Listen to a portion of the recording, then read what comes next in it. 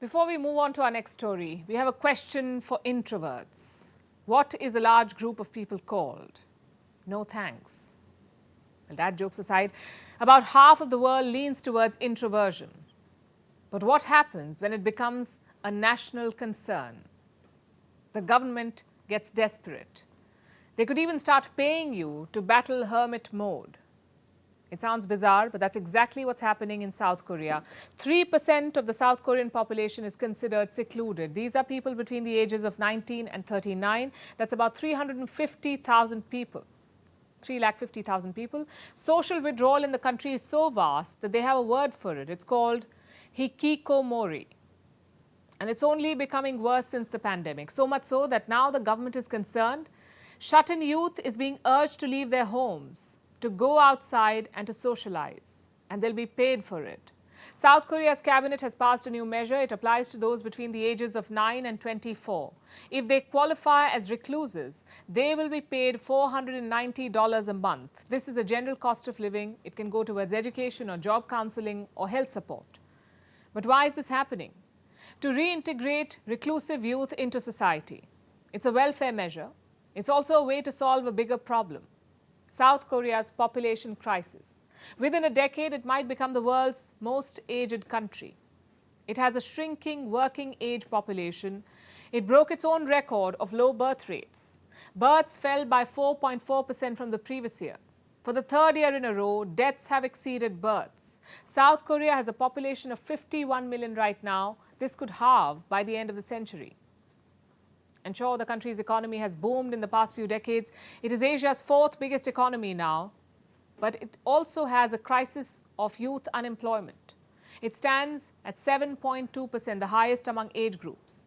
And South Korea is not the only country stuck in this situation. Japan is also suffering from a population decline, with over 1 million living as recluses.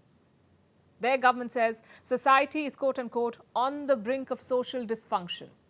But the story in South Korea is particularly bad, and it's bad because of certain trends. Young people are single, not ready to mingle. They're not getting married. Marriages in South Korea have hit an all-time low. They hit that low in 2021, in fact. People don't want to have children. There's an economic slowdown in the country, so cost of raising children is high, while job prospects are low. I think I can consider a marriage when our society becomes healthier and gives more equal status to both women and men. The government has taken several emergency measures. Apart from pulling the recluse out of their homes, it spent over $200 billion to improve birth rate. People are receiving cash handouts, medical help, affordable housing, shortened career breaks for women, and more job opportunities. But these measures are clearly failing. Experts say policies are not tackling fundamental problems. They don't understand where family resources are being drained. Living costs are sky high. People have limited living space. People can't afford the cost or time spent giving birth and raising children. More people will have children only when the environment improves. They also lack a work-life balance. Most employees work long hours. I had no choice but to quit my job. I had worked for more than 14 years, but I have to take care of my son. If the government continues its policy of increasing working hours in the future, I cannot even dream of having a second child. I think it is very important to reform the system of long working hours to solve the low birth rate problem. It gives unmarried people a very tiring life, which eventually leads them to avoiding marriage.